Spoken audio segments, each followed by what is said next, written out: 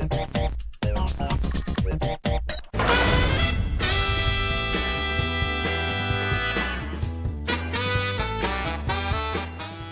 man has been bringing audiences mystical special effects for over 50 years. He's the godfather of the stop-motion movie monsters and a pioneer in the special effects industry. It is a great, great honor to have living legend Ray Harryhausen on the Screensavers today. Thank you. Welcome. So good to have you. I'm delighted to be here. Well, I'm so glad. A lot of people know you, obviously, Clash of the Titans, Sinbad, Jason and the Argonauts, big, big movies. But how does it feel to, also have inspired other movies over the years? Hare Wars, for example? This is the Dr. Jekyll side of me, which is on the DVD. I made these innocent little fairy tales before I started features. And they're made for children. They're still going in schools, but the general public hasn't seen them very often. And so we decided to put them on DVD, all 6 fairy tales, including the Tortoise and the Hare, that took over 50 years to complete a 10-minute subject. Oh my gosh. So we're of course talking about the Ray Harryhausen Early Years Collection DVD. That's correct, released yes. now. That was before I did features. Yes. Now, let's talk first about the fairy tales. Tell us a little bit more about those. Yes, well, I had 1,000 feet of outdated Kodachrome, and I didn't know what to do with it. So I thought I'd make some little public things for schools, you know. And the visual education was becoming fashionable at that time.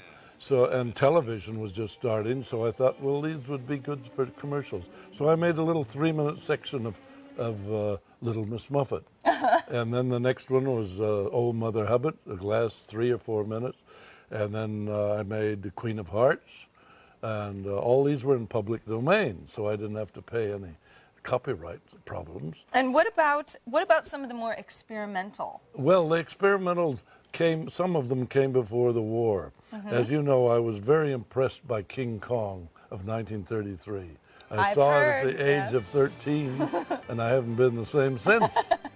So that shows how effective a film can be. And that got me interested in these mythical creatures. Yeah. And so they're all on the DVD, my early experiments. This was an early experiment of the flying elementals that I tried to do, but it was never made into a film, unfortunately. These are experiments of the dinosaurs, that I love dinosaurs. You know, every young man likes dinosaurs. Absolutely. Even young women, too. Hey, I love dinosaurs. Absolutely. They're more fashionable today than they were when I was young.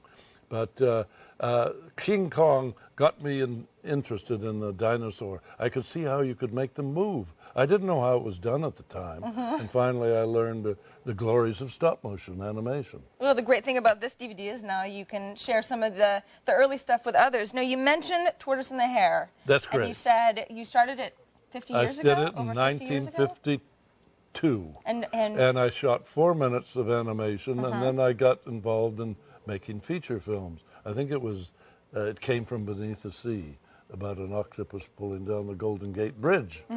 So I never went back to it. And these were in storage and kicked around the house. I kept the film and I kept the puppets. I had 3 puppets made. My mother had made the clothing on the puppets, and my father made the armatures, the stop-motion armatures, so that you could get, they would hold poses. And so I loaned, in the year, Richard Schickel made a program about me, and I loaned him a minute of it, and he ran it on his program. And these 2 young men who are fans, they saw the incompleted film, and they wrote me and said they'd like to finish it. Well, you know, we're lucky enough to have a little sneak peek of the Tortoise and the Hare, so let's take a look at that. 50 years. Okay, wow. Here goes. Of course, it was in limbo. Okay, here goes. It took a little while to get this project off the ground. The first big challenge was there was no script. And we were thinking of adding a butterfly. Oh, that was a very good touch. I didn't know quite how the film would end, and I lost all the reference to it. There was little few sketches I did make, so I had to start from scratch.